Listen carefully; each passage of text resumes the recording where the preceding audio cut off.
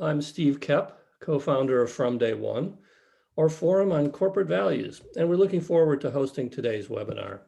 But before we do, I want to share something special we have for attendees of today's webinar. Our next monthly virtual conference, a week from today, on April 21st, is titled Digital Tools for Building an Engaged, Productive Team. This is our most hands-on and practical conference of the year.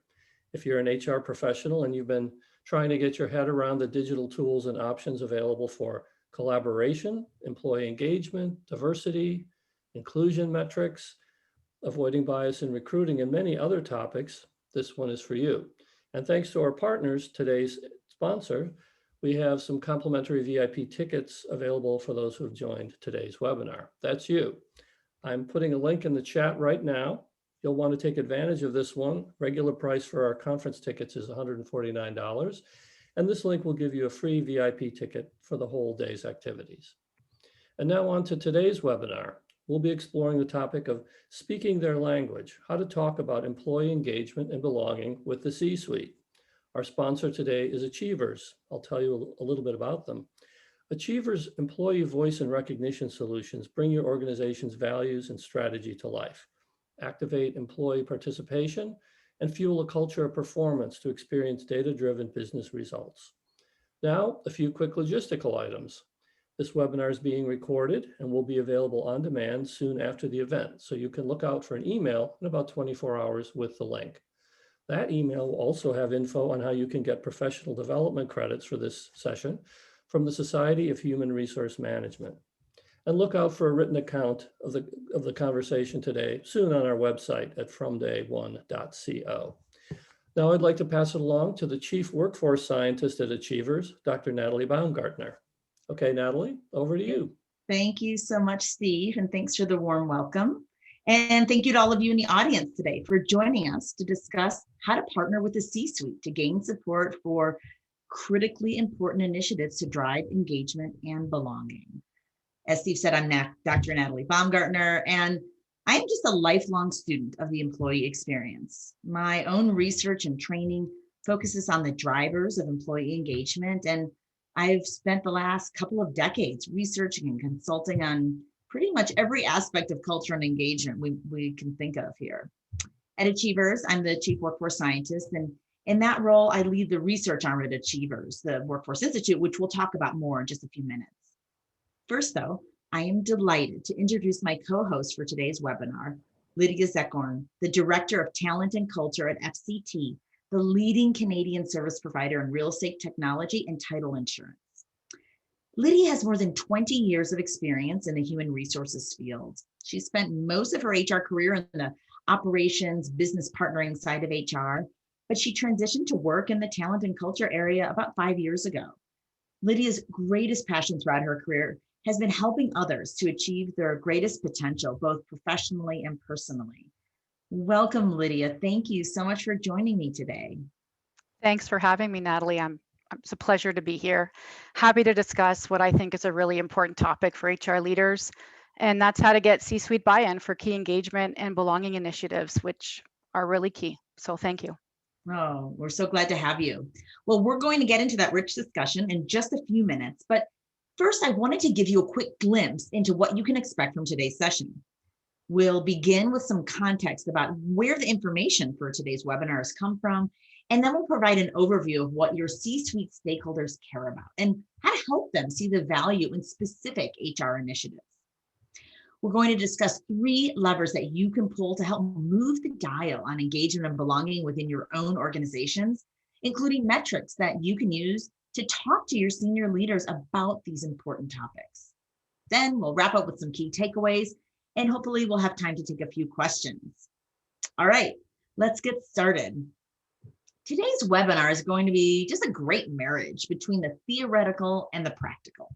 So before we dive in, I wanted to tell you a little bit about where the data and research we're going to share with you is coming from. I'll start by telling you a bit more about the Achievers Workforce Institute, that science and research arm of Achievers. By design, the Workforce Institute is a cross-functional team of really passionate leaders in data science, product, customer success, marketing, and more that all work together to bring a workforce science focus to everything that we do here at Achievers. There are two main outputs of the Workforce Institute. The first is thought leadership. We translate academic and business research into digestible, usable insights that we then share through articles and outlets like Forbes and Harvard Business Review, and also through our own Workforce Institute insight papers and research reports. Our goal is to make workforce science accessible to all business leaders. The second key area of output for the Workforce Institute is a focus on guiding the development of Achievers products. All of our technology and services are built on a foundation of rigorous science, and that means that they evolve as science does. Because at Achievers, we serve a profoundly important mission to change the way the world works. To deliver on that promise, we know that we can't simply pay lip service to science by allowing our science to simply be a talking point. Rather, we're unique in the engagement technology space in that we begin with science in an effort to develop products that have a profound impact on the lives of people at work. We're not simply checking the box on science with stats and benchmarks. We are constantly challenging ourselves to examine the unexamined and just to leap ahead on engaging engagement with science as our foundation. If you want to hear more about the Workforce Institute and its research output, or you want to take part in one of our studies, I'd encourage you to subscribe to the Institute to be the first to know about upcoming releases and research opportunities. This is a pure and simple offer, no strings attached and no ask to do anything beyond nerd out on our employee experience research and practical tips. Let's begin now. At the heart of the matter, the core of what we're here to talk about. What does the C-suite care about when it comes to the human capital arena? Now, I don't mean to cover everything that keeps your C-suite executives up at night, but we are going to hone in on the people topics that are most critical to your most senior leaders. Let me pause for a moment here and paint a picture for you. How many of you have experienced this? You've been talking with your C-suite team for some time about specific HR issues that you recognize and that are important to you, but suddenly you and your department are now smack dab in the middle of the C-suite spotlight because of a negative people-related result somewhere in the company. Perhaps it's unexpected attrition from a specific team or a raft of bad reviews on Glassdoor. We have a poll that should be popping up on your screen now. I want to give everyone a few minutes to respond to whether this experience has been alive for you.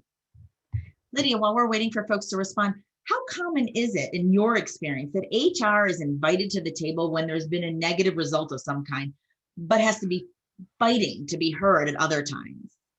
Yeah, it does. Unfortunately, it does happen, Natalie. Senior leaders are unexpectedly or understandably busy with competing priorities. So, when there's a negative outcome, whether it be, attrition in a certain department or in certain area of the organization, or, even if a high performer unexpectedly leaves the company, that's when the questions start to come, right? So you could be proactive all you want, but it's when that happens, when they see some sort of outcome, that's when the questions happen. Yeah, absolutely. And to your point, it does make sense. And it's something that certainly happens inside organizations. I think we should be getting our results now, just about any minute. Waiting for them to pop up here. So yeah, we're in good company.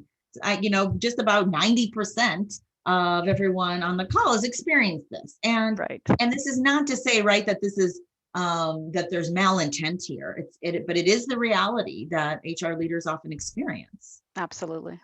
Yeah. Well, let's take a look now at some of the areas that senior leaders, so those same folks who perhaps we find it hard to get their attention during the regular routine course of the year, but who are very much, in tune when problems arise. Let's look at some of the areas that senior leaders are most invested in for 2021, beginning with attrition. Absolutely a keep you up at night issue for senior leaders. An August 2020 KPMG survey of CEOs found that they identified talent challenges, these CEOs, as one of the top risks to their business. So attrition and attraction are top of mind for senior leaders. Lydia, I'm curious what metrics you look at when you're talking about attrition with your C-suite. Right. Well, I mean, attrition will happen. It always happens. And I want to say that some attrition is healthy.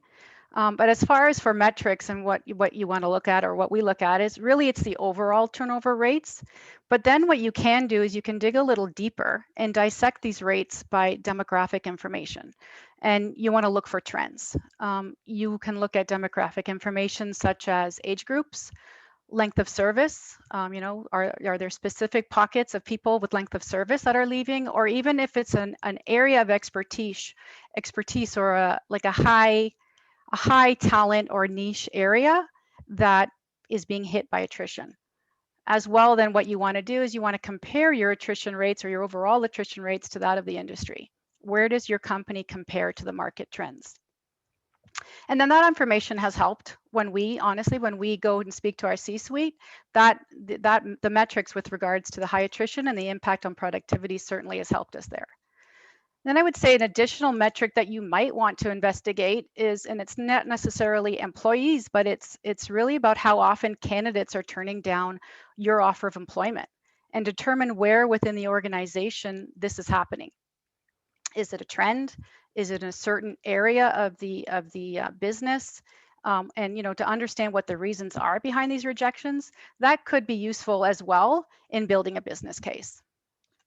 Those are really excellent points. That data is so impactful and really paints a very clear picture of what's happening, particularly if it's a systemic issue that's getting repeated over and over inside an organization. I think it's important when we're talking about attrition and turnover to talk about hiring and the attraction of new top talent. Research shows us that hiring someone who's a good culture fit, or values-based hiring, that it increases the likelihood that people will stay longer and be more effective in their roles. Now, I've thought about and talked about hiring for culture fit, hiring values-based hiring for many years, and I always make sure to be clear that I communicate that you can absolutely hire for aligned values while still meeting diversity goals. The United Core Company values to hire against, first of all, are in best practice a small set of values that serve as the glue for an organization, and they transcend gender, race, sexuality, and ability. In fact, hiring for values is a really crucial step for inclusion, as our shared values, that small set of values, become the glue that holds the company together, and which allows then the diversity of background, thought, perspective, experience to be elevated. Lydia, what practices do you use at FCT to ensure that you're hiring the right people in the first place? As an organization where we are moving away from the culture fit, so rather, as you mentioned, Natalie, we are looking for values alignment. And the ability to attract and retain top talent is very important. We need the right talent to drive our business results and reach our organizational goals. So I believe C-suite buy-in is key when it comes to understanding what's needed in order to attract and recruit the right talent. And that starts really with having the proper resources. And then with that, having the proper tools, and of course, the budget dollars that makes all that happen. And as well, employer branding speaks volumes to candidates. Being clear on who you are as an organization and portraying that externally is key to attracting candidates who align with your same brand and your same values. And then I would say the last piece I would mention here is having a consistent hiring process that helps provide an impactful candidate experience. This is important to ensure that you keep candidates engaged during the recruitment process, and you want to have them chomping at the bit to work for your company, right? You don't want them just to want the job.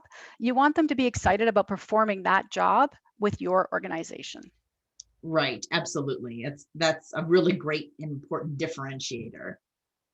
So let's move on to another area that we know often causes senior leaders to ask questions of HR, and that is negative online reviews on sites like Glassdoor and others.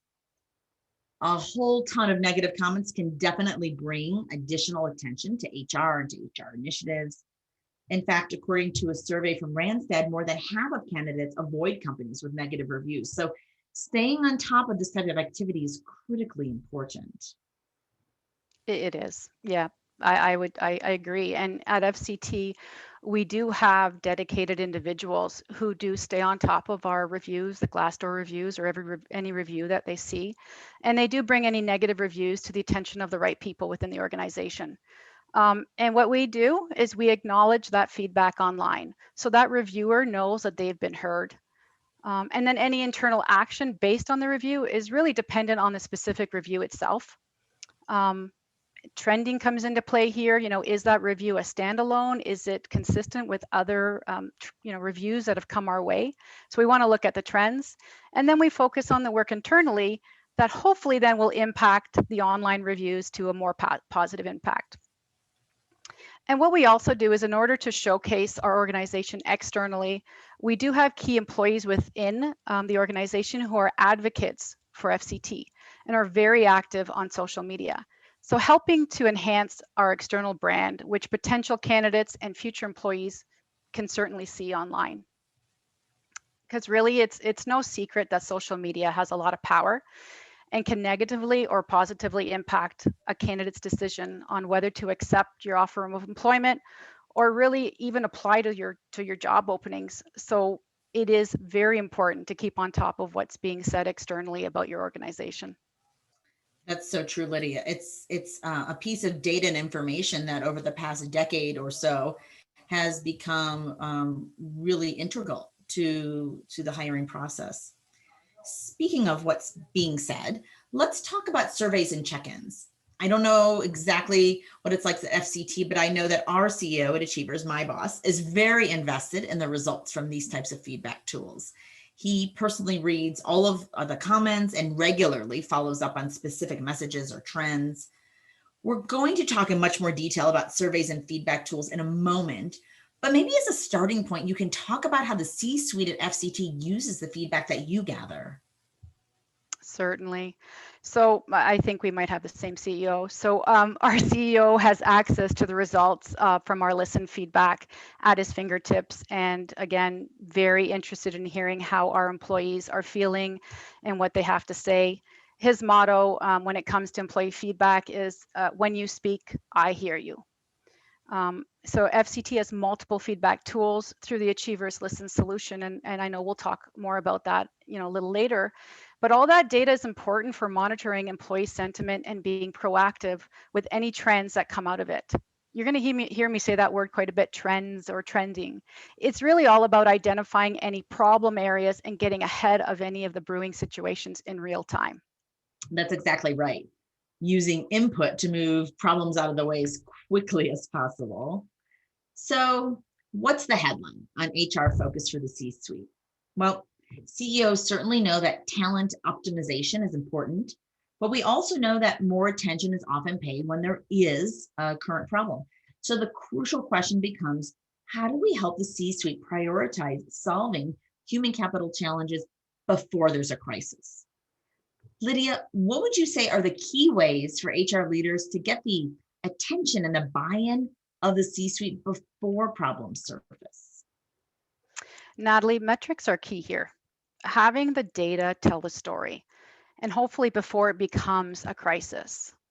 The story or the business case really should speak to the corporate strategy, with talent engagement and optimization being the center of that. And what you want to have is the metrics telling the story and the business case speaking to the business imperative. At FCT, we believe our employees are the foundation of how we will achieve our long-term objectives. And so it's important that we continue to listen to our employees, invest in them, and create an inclusive environment for all, where everyone feels that what they do on a daily basis, why they come into work, adds value and contributes to the organization's success. And there is a lot of HR metrics out there that demonstrates how different initiatives can impact the bottom line, all the way from attrition to productivity. What you want to rely on, is this research to be your proof of concept, so you can get the buy-in from the C-suite with what you need. And by buy-in, what I mean here is you want the commitment, you want the understanding, the support, and the engagement at the C-suite level. HR initiatives about employees, whether it be about attrition, productivity, or engagement, should not solely rest on HR shoulders. These are corporate initiatives. So when looking at that research, the research can come from a range of sources from the Achievers Workforce Institute, the CHRM, HRPA, we've got the Harvard Business Review, or you can talk with your peers about what has worked at their organization. So networking here with your peers can help and go a long way. And then once you have the buy-in and you can put your program in play, it's important to close the loop with your own internal metrics to prove the impact on the return on investment. So it sounds like you're using external data for initial buy-in and then your own internal data to maintain support. Exactly, right? Exactly. That internal data, the results that you were able to drive is important to maintain support and build your credibility with the C-suite. The story the metrics tells doesn't end with your business case, right? You will continue to measure after the initiative is launched. For example, when you're looking, measuring those turnover rates, right? You want to measure before and then after whatever initiative you put in place. You can keep an eye on online reviews and track changing ratings, and hopefully they become positive. And you can utilize surveys and feedback tools to see where employee sentiment has changed.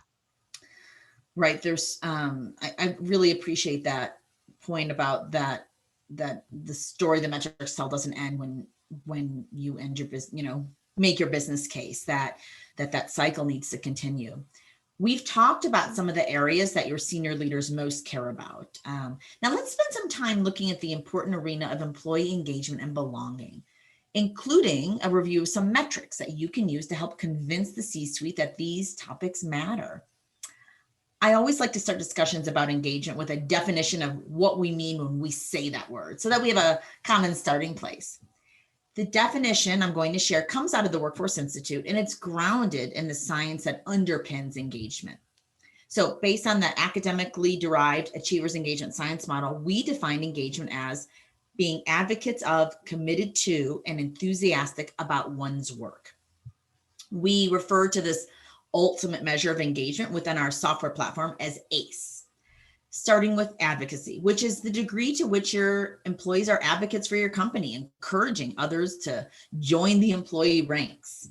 Then commitment, which is a measure of how committed your employees are to your company and to their role. This indicator is also a really good predictor of whether employees are likely to leave in the near future. And finally, enthusiasm, which measures the extent to which your employees are enthusiastic about their job, whether they're energized for and passionate about the role that they play. These three factors combined are our singular overarching measure of the engagement of employees at work.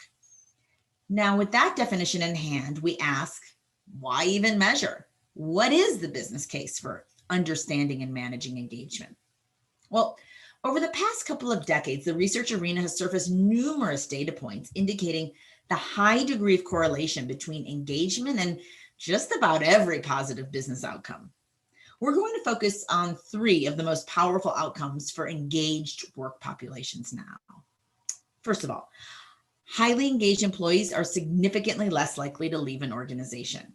Companies with engaged employees boast higher levels of employee commitment, and so they experience lower attrition and greater retention. Research also shows that engaged employees are more productive. So by increasing engagement inside your organization, you're also actually enhancing business results. Engaged employees are more likely to stay focused and to put in discretionary effort. They go above and beyond to achieve stretch goals, which means that your company is more likely to be successful when you have a high number of engaged employees. And finally, engaged employees have higher job satisfaction.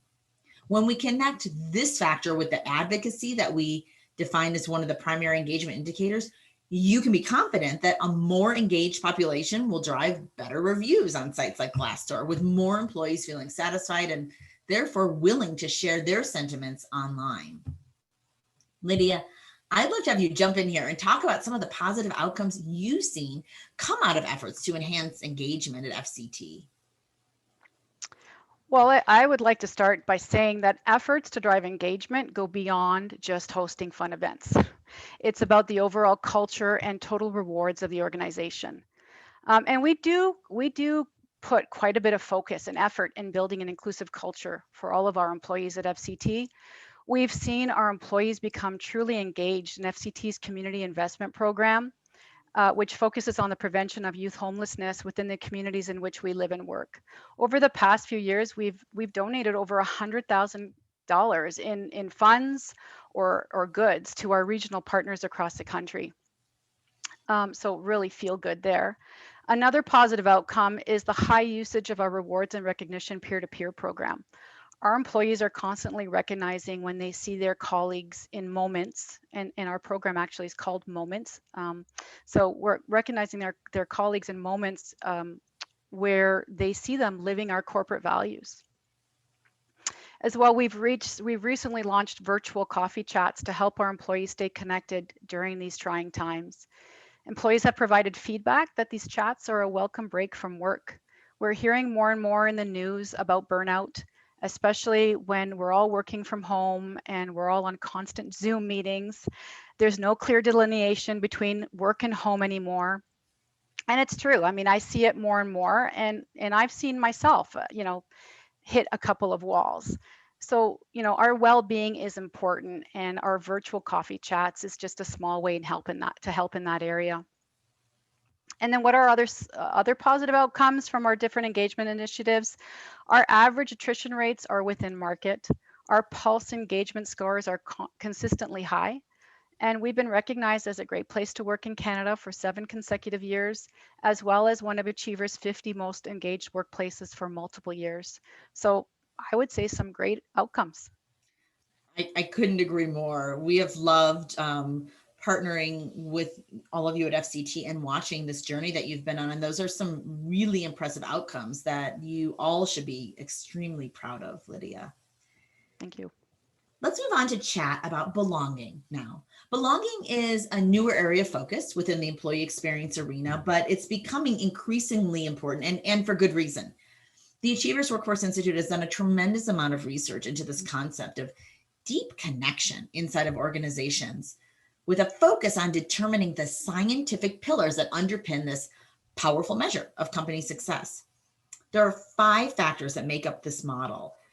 At a high level, to feel a strong sense of belonging, individuals must feel known, welcomed, accepted, supported, and connected. I want to pause for a moment and ask you to take a minute to consider just one of those factors and what you're currently doing to foster it inside your own organization. What do your onboarding processes look like, and do they work to make people feel welcomed?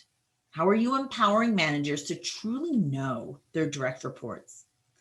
All of these are important, but it's best to focus on just one at a time to begin to bring greater awareness and impact to your employees' sense of belonging inside your company. And in case you needed more inspiration to set your eyes on the importance of belonging, this is it.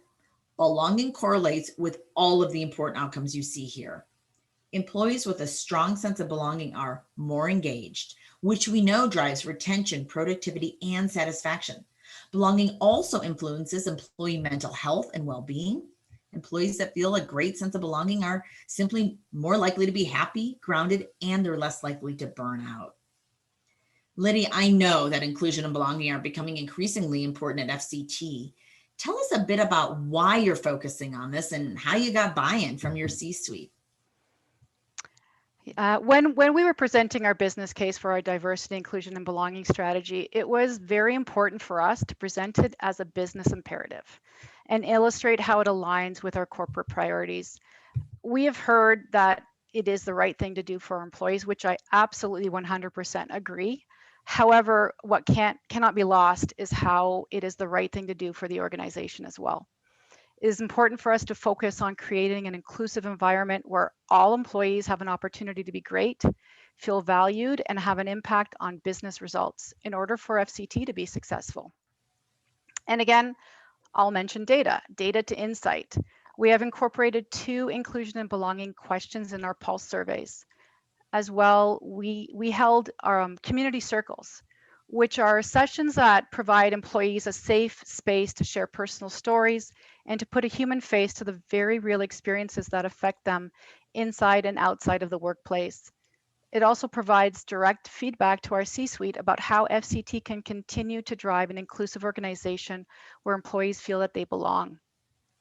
And then finally, illustrating why all of it matters, the return on investment, which is reducing turnover, improving employee satisfaction and well-being, and increasing productivity. When you have this, everyone succeeds. Everyone succeeds from the employees to the organization as a whole. Gosh, I couldn't agree more. That kind of alignment around the importance of this concept of what it really and truly means to feel included and to believe that you really belong where you're at is exceptionally powerful. And I think it's a real up level of our conversation in the diversity, inclusion, equity, and belonging arena. It's time now to move into the last portion of our time together. We've talked about how to get the C-suite's attention and about the importance of engagement and belonging. Now, I want to leave you with some specific tools that you can use to move the dial on engagement and belonging inside your own company. All of those that we're going to discuss are science-backed, as you'll see, and we'll also have an opportunity to hear from Lydia about how FCT is using some of these to improve engagement and belonging inside their organization. First, I want to talk about the importance of continuous listening and taking action on feedback gathered. Listening to employees is crucial, but many companies are still only conducting engagement or organizational health surveys once a year or even less often. The Workforce Institute 2020 Culture Report showed that just 1 in 5 organizations are using pulse surveys or continuous listening tools. That means that 80% of organizations are missing out on an opportunity for frequent, high-quality input from employees. Now, here at Achievers, we conduct 3 of our own pulse surveys each year, in addition to using an always-on listening tool that prompts our employees for weekly feedback on how they're feeling about work and what their main challenges are. Lydia, how do you use Achievers Listen at FCT to get important insights from your workforce? We went live with what we call our continuous listening strategy in 2018 with the launch of our weekly check-ins. So our chatbot, Ali, asks every Wednesday, which in fact I saw her this morning in my inbox, asking employees, how do you feel about work today? And then gives them some prompts on an opportunity to provide more context and suggestions on how to improve. And that's more in a free form text. And then in early 2020, we launched our pulse surveys. We currently have them running 2 times a year. And this surveys employees at the micro level. So, we call the micro level, asking them to provide feedback at a departmental level and asking them to provide feedback on their direct leader. And the insight from both our weekly check-ins and our pulse surveys, along with our annual Great Place to Work survey, helps ensure employees feel heard or known and supported, which are 2 of the pillars of belonging. As well, it provides our leaders with direct insights on how their team is feeling. Such critical information with which to guide your managers to best support your people. Once we've listened, we must identify. That is, we must draw specific insights from the data collected in order to determine which actions will solve problems. We know that trying to do too much at once is a setup for failure in the world of engagement. So be sure to focus on just 1 or 2 areas for improvement per quarter. Now, I know it can be overwhelming for leaders and HR professionals to look at all the feedback and the desired action from one's organization or one's direct team. But when you narrow down your focus to identify the single metric that you want to impact and select just 1 or 2 micro actions that will move that metric over the next couple of months, the process is simplified and you'll be better able to prioritize actions to solve problems. Lydia, how does FCT help managers identify the top 1 or 2 areas to improve on with each pulse survey or with the critical always-on Ali feedback? For our pulse surveys, we ask leaders to choose 2 highlights and 2 hot spots based on their team results. So we ask them to identify, where did your team improve? How does your team results compare to the benchmark? There may be times where team results are really good, they're still high. However, there may have been a material drop in that category from the last survey. So we encourage leaders to explore this further, as there may be a case of, this might be a case of wanting to get ahead of a situation before it becomes a crisis. And then for our weekly check-ins, we ask leaders to spot trends. There's that word again, but to spot trends and have open discussions with their teams. We suggest making it a regular team meeting agenda item for consistency purposes.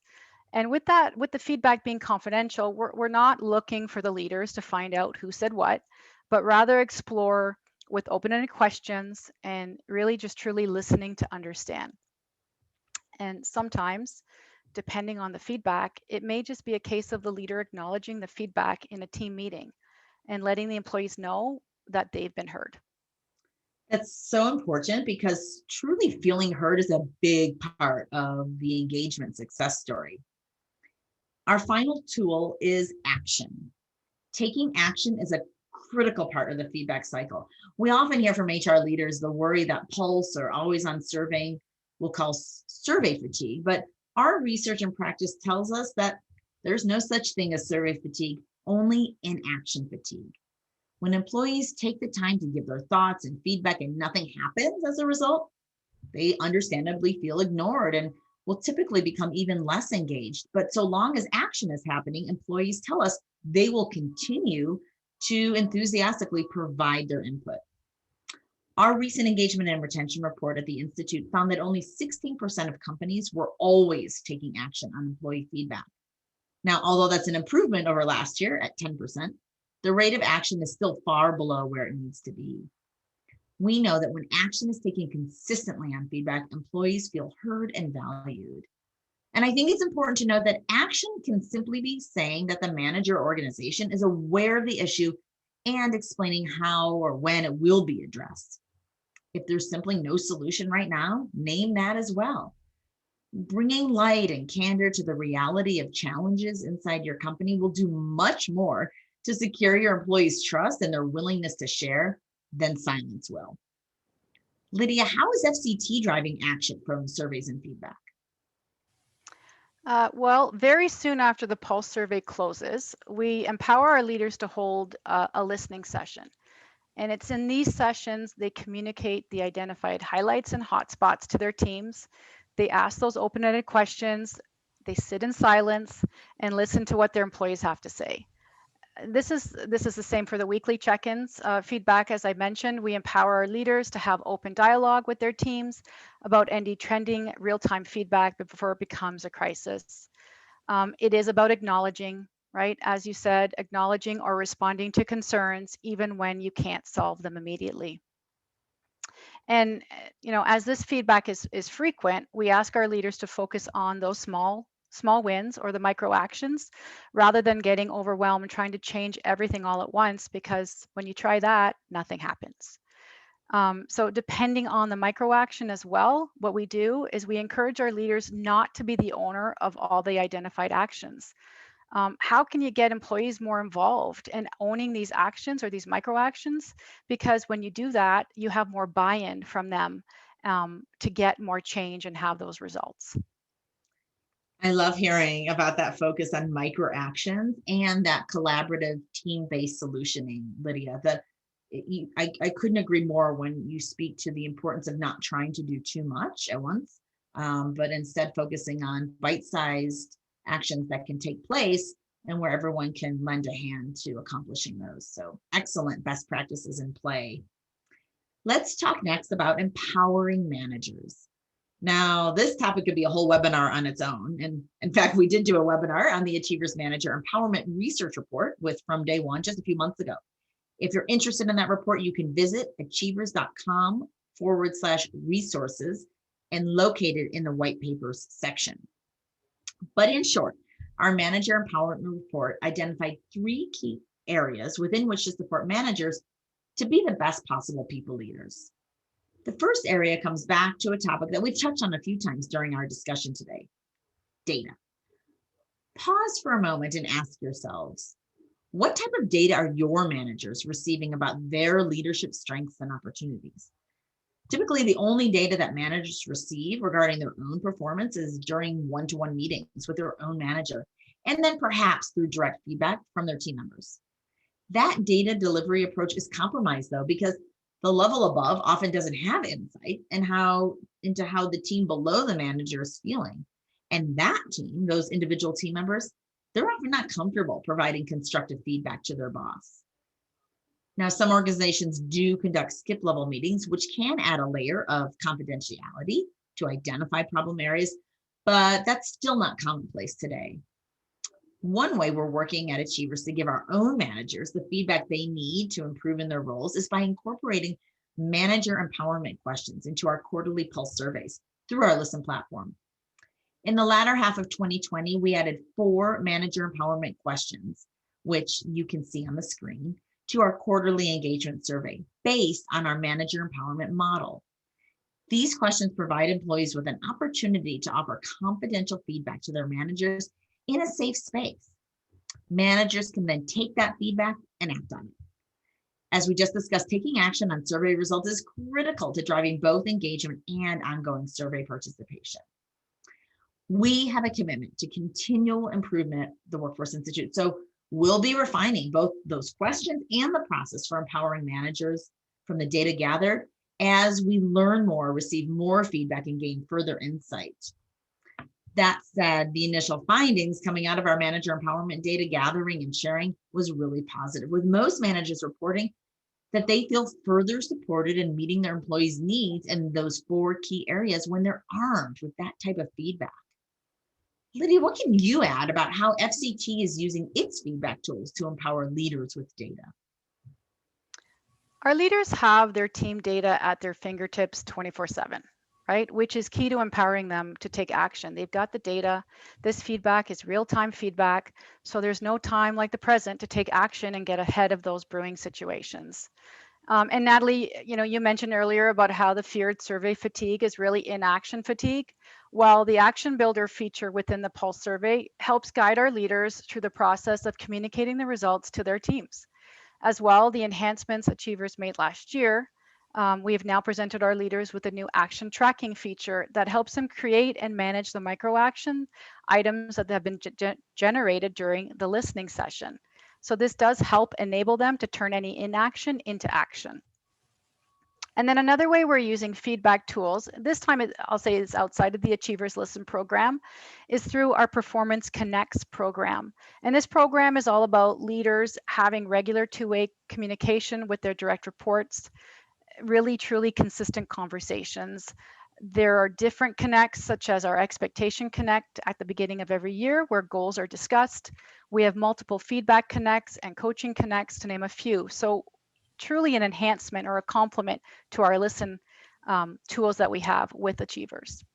It's really wonderful to hear about such a thoughtful approach to manager connection. We know that that sort of contact is just critical to ensuring that employees feel a sense of support and the B word, belonging. So let's shift gears a bit now and talk about tools. The good news is that our research revealed that most managers report that they'd be happy to adopt tools and technologies that could help them be more effective in supporting their teams. The appetite is there. So the question that HR has the burden or the opportunity to address is, what tools are the right ones for your organization? Think for a moment about your email inbox right now. What percentage of the messages in your inbox are from people reaching out, trying to sell you another tool?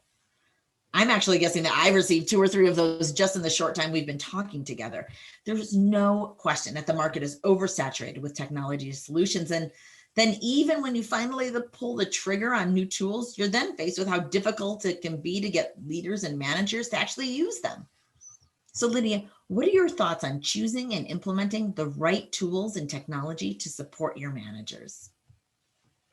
I think it's best to prioritize tools that solve specific problems or immediate needs within your organization. It's not a one size fits all. It has to work for your organization and make an impact. You need to ask yourself, how does this tool align with our strategy? Like, how will it impact our people and overall business strategy? And then once you choose the right tool, you need to work with your leaders to encourage adoption, and they need to understand what's in it for them to get them to use it consistently. and how it will enhance their leadership abilities and make their jobs easier. I'm not telling you that this is easy, because it's change, and change is hard. Change is uncomfortable, and it can be disruptive, and there will be pushback. But when leaders understand how it will make their lives easier and how that it'll help them focus on their bigger priorities, that's when you will get the quicker adoption. That's a fantastic point. Modeling the adoption of powerful tools can really go a long way to gain buy-in across your leadership population. Which brings us to the last manager empowerment tool that we'll discuss today, training. When we asked managers what training they'd received on the manager empowerment factors, less than half of them reported receiving development in even one of the key focus areas, and only a third of managers reported receiving training across multiple levels. I was really struck by this piece of data, as it begs the question, how can senior leaders expect managers to be successful if they're not offering training in crucial leadership areas? As we'll see in the next section of the presentation, the top 4 categories displayed here are those that are most critical for manager empowerment: one-on-one meetings, coaching, recognition, and development. And only a third of responding managers in our study reported having been trained to effectively deliver either meaningful recognition or professional development. So there's a clear call to action here for HR. The introduction of specific, consistent training for all levels of managers, empowering them to lead their teams to success. Lydia, can you share with us a bit about how you've used training to empower leaders at FCT? Absolutely. What we do is we offer both facilitated and micro learning for our leaders. We feel it's a pretty good balance, right? So facilitated training is effective as it allows our leaders to learn together and to share stories. We have 2 areas of focus this year when it comes to our facilitated learning, and that is around diversity and inclusion. And the other is how to master fierce conversations. And what we're doing this year is we're taking a different approach. People who know me have heard me say this many times. You know, we deliver some great leader training in the past and currently. And leaders, when they're in the classroom, they seem to like the content, they like the learnings. However, once they go back to their regular day-to-day, it just doesn't seem to stick. And yet, when it comes the time next year to deliver training, we tend to do it the exact same way. So when I think about a visual, I think about, you know, I crumple up a wet paper towel and I throw it up against a wall, and I truly hope that it sticks there. Only then to find it or see it like just slowly, little by little, just kind of falling to the floor.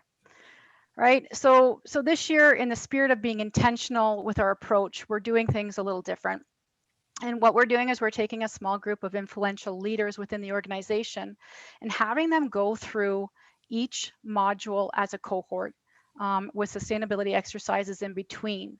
And then what's going to happen is these leaders will become mentors to the next cohort that we're going to be training the next year, right? It's a way of getting this leader cohort to pay their learning forward. And so I see it as, you know, our attempt or a way of getting that wet paper towel to really stick to that wall and put, you know, have the leaders put their learning to work. And then we have, as I mentioned, our micro learning. So, you know, it is helpful with our everyday busy lives. It is provides small bursts of learning on different topics available again to them 24/7. We've partnered with a vendor who has built our micro learning site based on what we feel is important for development for our leaders. So, you know, some of the focus areas are coaching, diversity and inclusion, development, and engagement. So everything that aligns with what we're talking about. Micro learning is such an excellent complement to micro action. We just have to break down these key drivers of manager impact into digestible, easily actionable goals. And you're clearly on the right track at FCT. Empowering leaders and managers is a key contributor to organizational success, as is another driver, recognition. But not just any type of recognition. I want to talk with you about values-based recognition. Research shows that recognition is the easiest, the most effective lever that you can pull to increase the engagement of your employees across your organization. So let's talk a bit about what it means to provide values-based recognition. Lydia, I know that your recognition program at FCT is built on the foundation of your 4 core values. Can you speak to that? Hmm. Yes, we have. We've built our reward and recognition platform with criteria that supports our corporate values.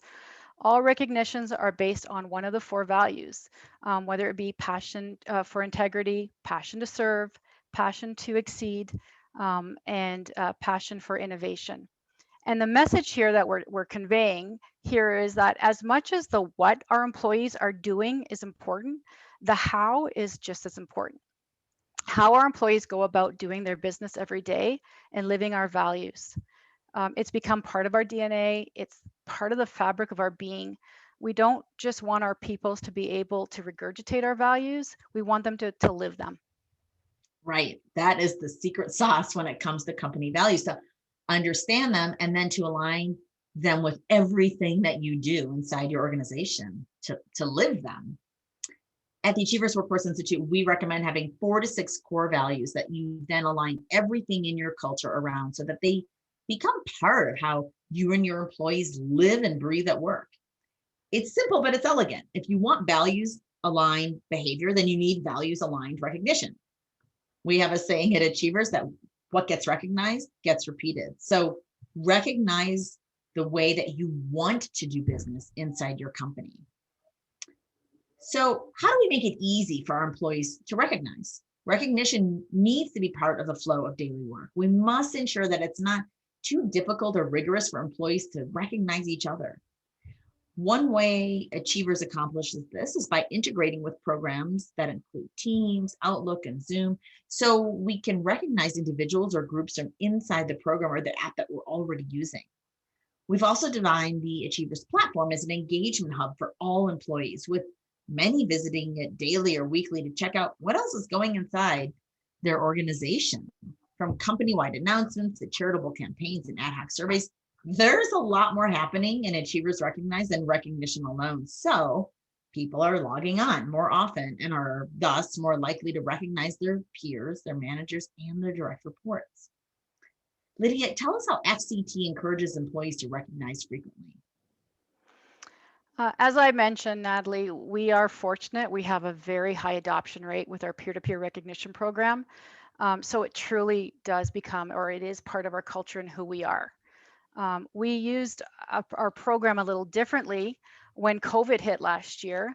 And given everyone was working from home, feeling uncertain, dealing with a lot of upheaval within the business due to COVID challenging some of our regular business processes, we created additional criteria called Keeping Us Connected. And what it provided our employees with additional points. Who doesn't love additional points? To recognize their peers who are working in unique and innovative ways and keeping us connected.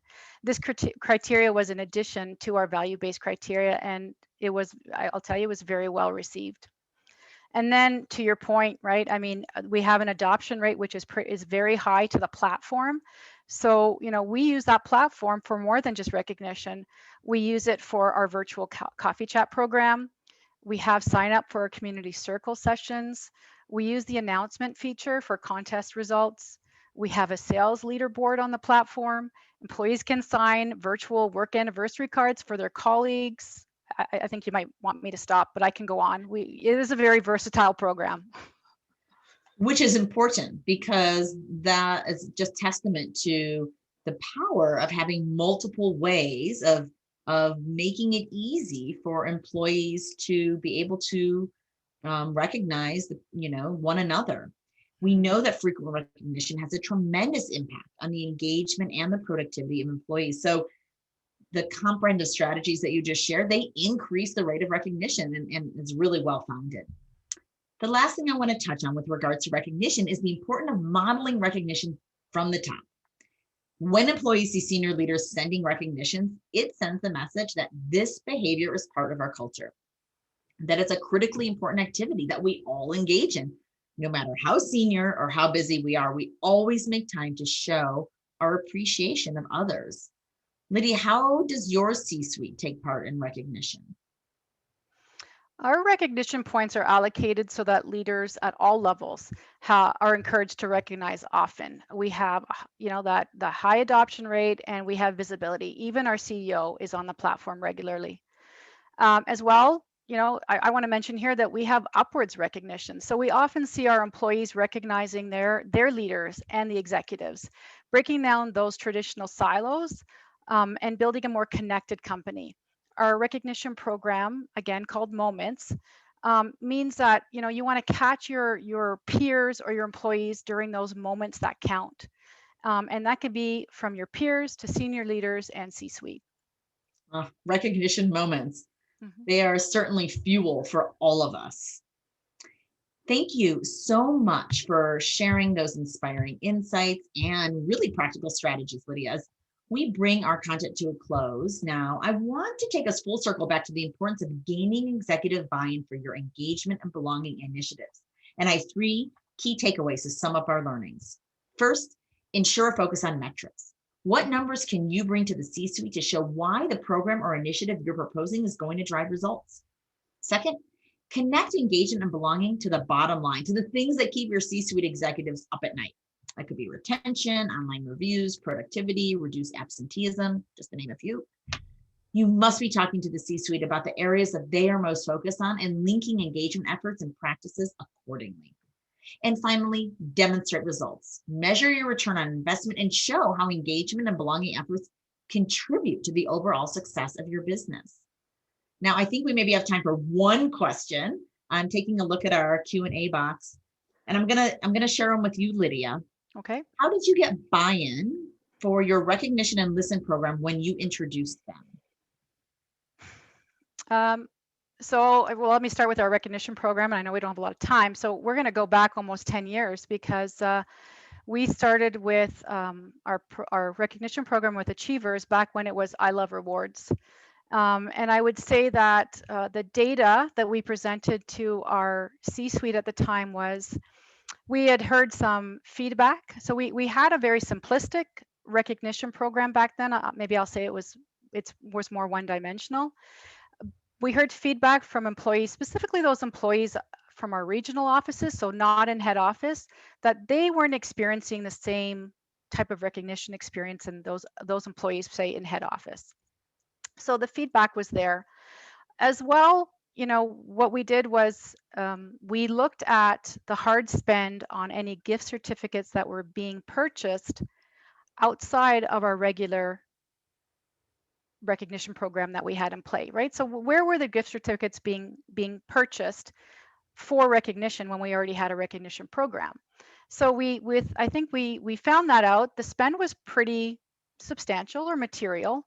And what we also found out there was that the spend itself was not consistent. There were different pockets of the organization that was spending, but not, again, consistent. So we went to the CEO at the time with this data, right? So the feedback, the spend on the gift certificates, and the fact that it was not consistent, and truly hit home the fact that if we want, we want to bring it from that micro level to the macro level, we needed to have a program that was more transparent, a program where everybody could feel included and have that pure engagement that could help to drive the business results. So he was on board there. And when the feedback or the listen program, that's more recent, 2018. Again, he loves feedback. Feedback is key for him. We were getting feedback with Great Place to Work, but we were looking for more real-time feedback, right? So a leading measure versus a lagging measure to complement, our annual survey. So again, with the metrics and the data about how the more real-time feedback could help us get ahead of any brewing situations and not, and help with productivity as opposed to impeding productivity. That was the key there to getting that buy-in. Oh, it's so fantastic. Yeah. Oh, thank you so much, Lydia, for sharing. We're out of time now, but for sharing your time and insights with us today. It was hugely valuable to balance research and science with your fantastic wisdom and practical experience. Please feel free to connect with me on LinkedIn and let me know what you thought of today's program. As I mentioned earlier, I would love to invite each of you to subscribe to the Achievers Workforce Institute. It's the best way to get the first look at our cutting edge content, to view or review more of our webinars, research-driven papers, and to learn about opportunities to participate in future research studies. So if you enjoy today's webinar, subscribe to stay up to date with the engagement, science, and thought leadership we're sharing. Remember, there's no cost, no strings attached, just another way for us to fulfill our mission at Achievers to change the way the world works. Thank you again, Lydia. It's been such a pleasure to talk with you today. Thanks, Natalie. My pleasure as well. I look forward to connecting with people, everybody on LinkedIn. Wonderful. Thank you again for attending, and from our organization to yours, we wish you all the best as we strive to support our managers and our organizations each and every day. Over to you, Steve. Thank you, Natalie and Lydia. That was a great conversation. Thanks again to our sponsor Achievers and to all of you for participating today. In case you missed it at the very beginning of today's webinar, I'm going to share something special we have for attendees today on a closely related topic. Our next monthly virtual conference on April 21st, a week from today, is about digital tools for building an engaged, productive team. And thanks to today's sponsor, we're offering a complimentary VIP ticket to everyone joining today's webinar. These are normally $149, so you'll want to grab one while you can. I've placed the link in the chat again. And I'd like to add that one of today's speakers, Dr. Natalie Baumgartner of Achievers, will be speaking on a panel at the conference on how technology can boost inclusion in a remote workforce. If you'd like to join us for more virtual events, you can head to our website, fromday1.co, and check out more of our upcoming webinars. Next Tuesday, April 20th, the webinar topic will be fostering employee engagement in healthcare with technology. And the next day, April 21st, once again, the virtual conference on digital tools for building an engaged, productive team. Thanks, everyone, and stay well.